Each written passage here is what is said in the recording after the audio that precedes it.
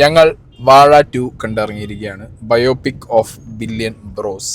വളരെ റിലേറ്റബിൾ ആയിട്ടുള്ള സിനിമയിലെ ഒരുപാട് സിറ്റുവേഷൻസ്, ആ വാഴ ഐറ്റങ്ങളൊക്കെ വളരെ റിലേറ്റ് ചെയ്യാൻ പറ്റുന്നത് കൊണ്ട്, ഒരു വാഴ ജീവിതത്തിൽ നിന്ന് വളർന്ന ഒരു കുലച്ച വാഴയായതുകൊണ്ട് എനിക്ക് ഈ പടം ഭയങ്കര ഇഷ്ടമായി. ഇല്ലടാ? അതെ. എൻ്റെ മോനെ, എന്താണോ വാഴ 1 അവർ വെച്ചുള്ള ആ ഇമോഷണൽ റോളർ കോസ്റ്റർ, ആ ഒരു വാഴ ലൈഫ് കാണിക്കുന്നത്, ഒരു ഫെയിലിയർ ലൈഫ്, അത് അതേപോലെ തന്നെ ഇതിൽ സിറ്റുവേഷൻസ് മാറുന്നു, കഥയിലുള്ള ആളുകൾ മാറുന്നു, but the same narrative, but very relatable. Same emotion, same എന്താ പറയുക, comedy, same kind of vibe, relate ചെയ്യാൻ പറ്റുന്ന വൈബ്, ഓരോ ക്യാരക്ടേഴ്സിനും നമുക്ക് പേഴ്സണൽ ലൈഫിൽ റിലേറ്റ് ചെയ്യാൻ പറ്റുന്ന പോലത്തെ ആ ഒരു വൈബ്, അങ്ങനെ വാഴ 1 തന്ന ആ ഒരു എക്സ്പെക്ടേഷൻ അതുപോലെ കീപ്പ് ചെയ്ത് നമ്മളെ സാറ്റിസ്ഫൈ ചെയ്ത്, നമ്മളെന്ന് പറയുമ്പോൾ എന്നെ വളരെയായിട്ട് സാറ്റിസ്ഫൈ, ഞങ്ങൾ ഈ വണ്ടിയിലുള്ള ഒരു സാറ്റിസ്ഫൈ. ആർക്കും അല്ലേ അത് വേറെ കാര്യമുണ്ട്. ഞങ്ങൾ കണ്ടത് വളരെ എന്താ പറയുക, ജെൻസി ക്രൗഡിന്റെ ഒപ്പം, 90s കിഡ്സ് ആയ ഞങ്ങൾ കണ്ടത് ജെൻസി ക്രൗഡിന്റെ ഒപ്പമാണ്. 90s എൻജോയ് ചെയ്തു, ജെൻസി എൻജോയ് ചെയ്തു. പടത്തിന്റെ തുടക്കം തന്നെ കാണിക്കുന്ന വികസനം എന്റെ വെച്ചിട്ട് പോത്തോളെ, സോറി ഗൈസ്, അത് ഈ രാഷ്ട്രീയക്കാരെ കൊണ്ടുള്ള ചെറിയ പ്രശ്നമാണ്. വീഡിയോ എടുക്കുമ്പോൾ ഈറ്റങ്ങളെ ഈ വികസന വഴി കേൾക്കേണ്ട ഒരു അവസ്ഥയാണ്. അവൻ്റെ LDF വരും മാറും. അത് LDF അല്ല, BJP ഓരോ അതാ പറയുന്നത്, പുതിയ മാറ്റം. എനിക്ക് പുറത്തെ ശേഷം ചോറിണ്ട് മാറ്റി തരുമോ ഓളത്തൊന്നിയാണ്. Sorry guys. അപ്പോൾ നമ്മൾ വാഴയുടെ റിവ്യൂലേക്ക് വരാം. നമ്മളെ വാഴയുടെ ഫസ്റ്റ് ഹാഫിൽ ആ ഒരു ഹാഷിർ ആൻഡ് ടീമിനെ, അവരെ ആർക്ക് ബിൽഡ് ചെയ്ത്, അവരുടെ ക്യാരക്ടേഴ്സിനെ ബിൽഡ് ചെയ്ത്, ഇവർക്കൊക്കെ ഇവരുടെ പേര് തന്നെയാണ്, ഹാഷിർ, അല്ലൻ, അങ്ങനെ വിനായക, അങ്ങനെ തന്നെ പേരുകളൊക്കെ അങ്ങനെ തന്നെയാണ് വെച്ചിട്ടുള്ളത്. അപ്പോൾ ഇവരുടെ ഈ ഒരു വാഴ വെട്ടിയിട്ടാണ് ഈ സിനിമയുടെ തുടങ്ങുന്നത്. ഒരു മരണ വീട്ടിൽ, ഹാഷിറിൻ്റെ വീട്ടിൽ വാഴയാണ് വെട്ടും, അതിലൊരു വാഴയാണ് വീഴും, അങ്ങനെ തുടങ്ങുകയാണ്. ആ മരിച്ചു കിടക്കുന്നത് ആരാന്ന് കാണിച്ചിട്ടില്ല. മേ ബി ഒരു മുതുവാഴയായിരിക്കും ആ മരിച്ചു കിടക്കുന്നത്, അതുകൊണ്ടായിരിക്കും അത് അങ്ങനെ കാണിച്ചത്.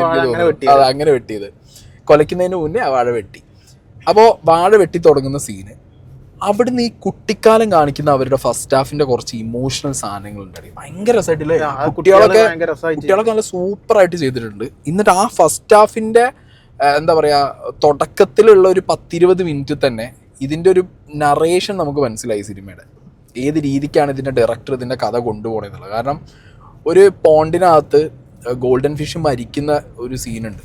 അതൊക്കെ സത്യത്തിൽ ഭയങ്കരമായിട്ട് നമുക്ക് എനിക്ക് പേഴ്സണലി റിലേറ്റ് ചെയ്യാൻ പറ്റുന്ന കുറേ മൊമെന്റ്സ് ആണ്. അതായത് നമ്മൾ മൂത്ത മകനായി ഇരുന്നുകൊണ്ട് ഒരു വീട്ടിൽ നിന്ന് കിട്ടാവുന്ന മാക്സിമം ഐറ്റങ്ങൾ, അതൊക്കെ ഭയങ്കര, ആസ് എ മൂത്ത കുട്ടി, ഐ റിയലി എന്താ പറയുക, എൻജോയും ചെയ്തു, അവസ്ഥയും മനസ്സിലായി അല്ലേ.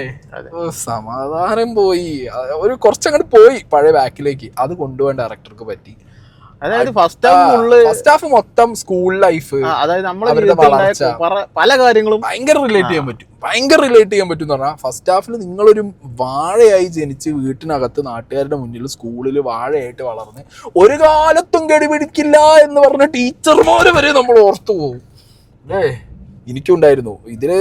ഫസ്റ്റ് ഹാഫിൽ ഇവർ ഈ കുട്ടിക്കാലം വളർന്ന് സ്കൂളിലേക്ക് പോയതിനു ശേഷം സ്കൂൾ ലൈഫിൽ ഇവരുടെ ഒരു ഫ്രണ്ട്ഷിപ്പും കാര്യങ്ങളും, പിന്നെ ഈ ടീച്ചർമാർ തരുന്ന ഒരുതരം സദാചാരത്തിന്റെ ട്രോമ ഉണ്ട്. അവർ നമ്മൾ ചില ടീച്ചർമാർ അങ്ങനെ നന്നാവൂല മാത്രമേ നമ്മളെ കണ്ടാ പറയും, മനസ്സിലായോ? അങ്ങനെ പറഞ്ഞ കാര്യം ഉണ്ടോന്ന് വെച്ച് കഴിഞ്ഞാൽ മര്യാദക്ക് നന്നാക്കാതെ നമ്മളെ കാണുമ്പോ നന്നാവൂല എന്ന് പറയാൻ പാടൂല, മനസ്സിലായില്ലേ? നന്നാവും, ഒരു കാലത്ത് നന്നാവും. ഞാനൊക്കെ ഇന്നൊക്കെ നന്നാവൂലോ എന്നൊക്കെ പറഞ്ഞിട്ടേ, ഞാനിപ്പോൾ നന്നാവുമ്പോൾ അവരെ കാണുമ്പോൾ ചിരിക്കും, എന്തേ ടീച്ചറായത്.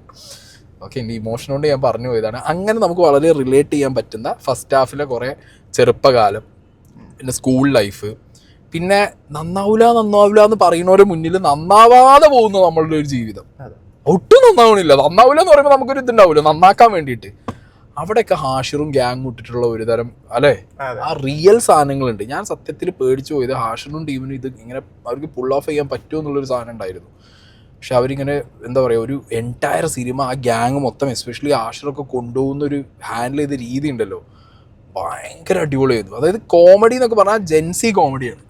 അതിൽ നമ്മൾ ഉപയോഗിക്കുന്ന തെറികളും ഉപയോഗിക്കുന്ന സിറ്റുവേഷനിൽ നീ ഉടവാണമേ, ഈ സാധനങ്ങളൊക്കെ ഉണ്ട്, മനസ്സിലായില്ലേ? ഇത് ചിലപ്പോ കുറച്ച് ഓൾഡർ ക്രൗഡിന് ഇത് എന്തിനാ ഇതെന്തിനാ ജെൻസി ഇത്ര ചാടിക്കളിക്കുന്നത് എന്ന് തോന്നാം. അങ്ങനത്തെ വൃദ്ധന്മാരും വൃദ്ധകളും തിയേറ്ററിൽ കയറാതിരിക്കുക ഈ സിനിമയ്ക്ക് വേണ്ടിയിട്ട്.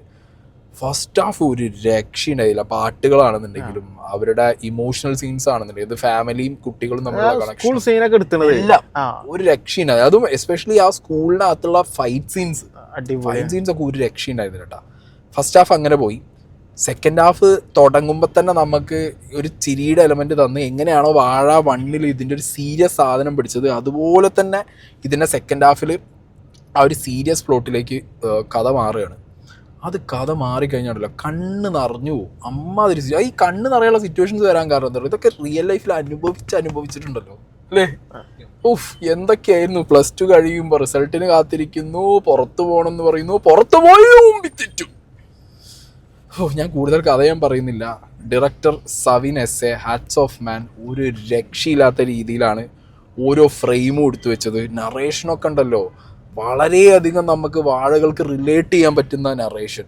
ഒരു രക്ഷയില്ലല്ലേ, ഭയങ്കരമായിട്ട് നമുക്ക് റിലേറ്റ് ചെയ്യും. എനിക്ക് റിലേറ്റ് കാലഘട്ടത്തിൽ അല്ലെങ്കിൽ ആ ഒരു സമയത്ത് എന്തൊക്കെ നമുക്ക് പറ്റുണ്ടോ അതൊക്കെ ഒക്കെ അതായത് അച്ഛൻ മകനും മറ്റേ അമ്മയും തമ്മിലുള്ളൊരു ബന്ധം, അത് കഴിഞ്ഞിട്ട് സിബ്ലിങ്സ് തമ്മിലുള്ള ഒരു ബന്ധം, നാട്ടുകാർ നമ്മളെ തലയ്ക്ക് ഇടുന്ന ഒരു പ്രഷർ, നമ്മളെ വീട്ടുകാരെ തലയ്ക്ക് ഇടുന്ന ഒരു പ്രഷർ, സ്കൂളിൽ നടക്കുന്ന വിഷയങ്ങൾ, ഫ്രണ്ട്സ് തമ്മിലുള്ള സീൻ, എല്ലാം ഉണ്ടല്ലോ സവിൻ ഒരു രക്ഷയില്ലാതെ എടുത്തു വെച്ചിട്ടുണ്ട്. അതൊരു ഒന്നും പറയല്ല. റൈറ്റർ വിപിൻ ദാസ് ആണ്.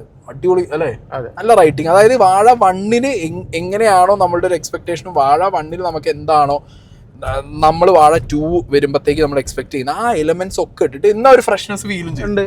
ഭയങ്കര ഫ്രഷ് ആയിട്ട് ഫീൽ ചെയ്യിച്ച രീതിയിലുള്ള ഒരു നറേഷനാണ്. അത് അടിപൊളിയായിട്ടുണ്ടായിരുന്നു.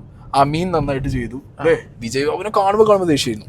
കാരണം എന്താ പറയുക, വിജയ് ബാബു ചെയ്ത ക്യാരക്ടർ സാറുമാരുണ്ട്. അവിടെ ഗ്രൗണ്ട് ഉണ്ട് പക്ഷെ കളിക്കാൻ പാടില്ല. നിങ്ങൾക്ക് അത്രയല്ലേ ഉള്ളൂ, ഗ്രൗണ്ട് ഉണ്ടെങ്കിൽ കളിക്കാൻ പാടില്ലുള്ളൂ. ഒരു തടിയനായിരുന്ന എന്നെ തടിയാന്ന് വിളിച്ചിട്ട് ഇന്നെ ഓടാനും ചോടാനും സംഭവിക്കാതെ തടിയനാക്കി സൈഡാക്കി ഇന്നെ അവിടെ ഇരുത്തി തൊട പൊട്ടെന്ന് പറഞ്ഞ് ഇന്നെ നന്നാവൂല എന്ന് പറഞ്ഞിട്ട് നീ ഗുണ്ടാവെന്ന് പറഞ്ഞിട്ടാ എന്നോട്. മോനെ ഞാൻ MSP ഇംഗ്ലീഷ് മീഡിയത്തിലാണ് പഠിച്ചത്. ഇന്നെ അവിടെ ഇട്ട് വരട്ടിയ കുറച്ച് സാറുമാർക്ക് വിജയ് ബാബുവിന്റെ ക്യാരക്ടർ കണ്ടപ്പോ ഓർമ്മ വന്നു, ഞാനൊന്ന് സ്മരിച്ചു.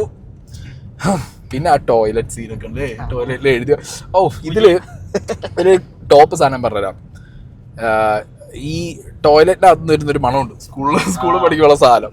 അത് ഇതിലുണ്ട് എന്റെ മോനെ. അതാ പോലീസ് വേഷം മാത്രല്ലേ, നിങ്ങൾക്ക് എന്താ തോന്നിയ? അതാണ് പ്രശ്നം അല്ലേ. എനിക്കും എന്തോ ഒരു അൽഫോൻസ് പുത്രൻ ഇതിനകത്തൊരു പോലീസ് ക്യാരക്ടറാണ്. ട്രെയിലർ നമ്മൾ കണ്ടിട്ടുണ്ട്.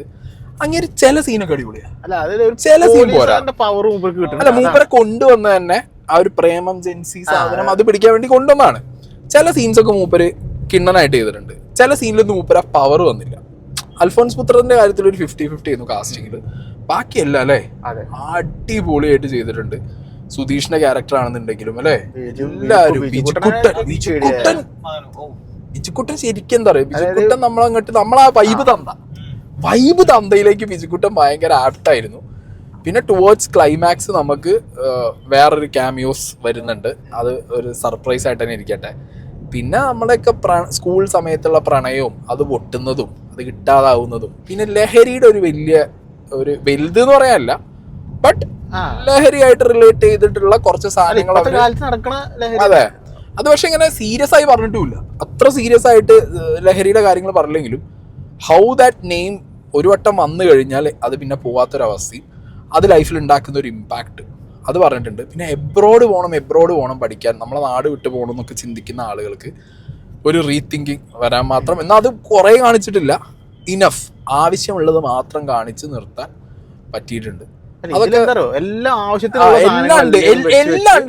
ഉണ്ട്. എന്നാൽ അതൊക്കെ ആവശ്യത്തിനുള്ളൂ. ഒന്നും ഓവറായിട്ടും അനാവശ്യമായിട്ടും കാണിച്ച് ചടപ്പിച്ചിട്ടില്ല. ഓക്കെ, നിങ്ങൾക്ക് ഇമോഷൻ വരേണ്ട സീനിൽ ഒരിക്കലും ആ ഒരു ഇമോഷന്റെ ഒരു ഓവർഡോസ് ഫീൽ ചെയ്യില്ല.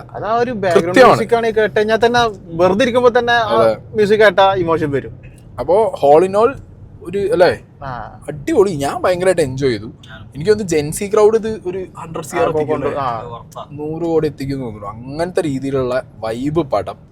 എഗെയിൻ ഞാൻ പറയുന്നു, വരട്ട് മറ്റേ തന്ത വൈബ് തള്ള വൈബിലുള്ളവർ കയറിയിട്ട് ഇത് എന്തിനാ നിങ്ങൾ ഇതിനൊക്കെ ചിരിക്കണേ, എന്തിനാ നിങ്ങൾ ഇതിനൊക്കെ ഇതാക്കണേന്ന് ചോദിച്ചു കഴിഞ്ഞാൽ നിങ്ങളെപ്പോലുള്ള കുറേ ക്യാരക്ടേഴ്സ് ആ സിനിമയിലുള്ളത് കൊണ്ട് നിങ്ങൾക്ക് അത് പറ്റാത്തത് കൊണ്ടാണെന്നുള്ളത് നിങ്ങൾ തിരിച്ചറിയണം. മനസ്സിലായില്ലേ? പിന്നെ ഒരു സാധനം എനിക്ക് ഭയങ്കരമായിട്ട് ഇഷ്ടമായി, ഏതറിയോ? മക്കളെ പണിക്ക് വിട്ടിട്ട് മിച്ചറും നിന്ന് മറ്റേ ടി വിയിലെ റിമോട്ടും മാറ്റിയിരിക്കുന്ന തന്തമാർ എന്ന് പറയുന്നത്. എൻ്റെ തന്ത അങ്ങനെയല്ല, എൻ്റെ തന്ത എപ്പോഴും അവിടെ മണലാരണ്യത്തിലാണ് ഉള്ളത്. പക്ഷെ അങ്ങനത്തെ തന്തമാരുള്ള മക്കളെ എനിക്കറിയാം, എൻ്റെ ഫ്രണ്ട്സ് ഉണ്ട് അങ്ങനത്തെ തന്തമാരെ എനിക്കറിയാം. മക്കളെ കയറ്റി വിട്ടിട്ട് ഇതേപോലെ ഡയലോഗ് മാത്രം അടിക്കുന്നവര്. പിന്നെ വീട്ടിക്ക് ഏകദേശം ഒരു പ്രായമായിട്ട് ഇപ്പോഴും പണിക്ക് പോകാതെ തന്തനെ എപ്പോഴും പണിക്കിടുന്ന അങ്ങനെയുള്ള മക്കളുണ്ട്. ഈ വണ്ടി തന്നെ ഉണ്ടോ? സോറി പ്രഭേ 10. പിന്നെ വേറൊരു സാധനം ഉള്ളത്, വീട്ടിക്ക് എപ്പോഴും വലിഞ്ഞു കയറി ഒന്ന് ഉപദേശിക്കാൻ വരുന്ന കുറെ കൊളവാഴ മറ്റേ അമ്മാവന്മാരും അമ്മായികളും പിന്നെ നാട്ടിലുള്ള ഊമ്പിത്തെറ്റി നടക്കുന്ന കുറച്ച് നാട്ടുകാരും എല്ലാത്തിനും കൊട്ടിയിട്ടുണ്ട്. സോ മൊത്തത്തിൽ എനിക്ക് ഭയങ്കര ഇഷ്ടമായി പടം, എനിക്ക് ഭയങ്കര കണക്ട് ആയി പടം. ഞാൻ മസ്റ്റ് വാച്ച് എന്ന് പറയും. നമ്മളൊക്കെ നമുക്ക് ഇഷ്ടപ്പെടാനുള്ള കാരണം എന്താ വെച്ചാൽ നമ്മുടെ ജീവിതത്തിൽ നടന്ന ഒരുപാട് സംഭവങ്ങൾ അതിലുണ്ട്. എനിക്കെല്ലാം സ്കൂൾ ലൈഫ് കഴിഞ്ഞിട്ടാണെങ്കിലും സ്കൂൾ ലൈഫ് ആണെന്നുണ്ടെങ്കിലും ഒക്കെ എനിക്ക് മൊത്തത്തിൽ കണക്ട് ആയി. ഞാൻ മൊത്തം നല്ല എൻജോയ് ചെയ്തിട്ടുണ്ട്. ഓക്കെ ഗൈസ്, അപ്പോൾ നിങ്ങൾ എന്തായാലും തിയേറ്ററിൽ പോയി കണ്ടോ.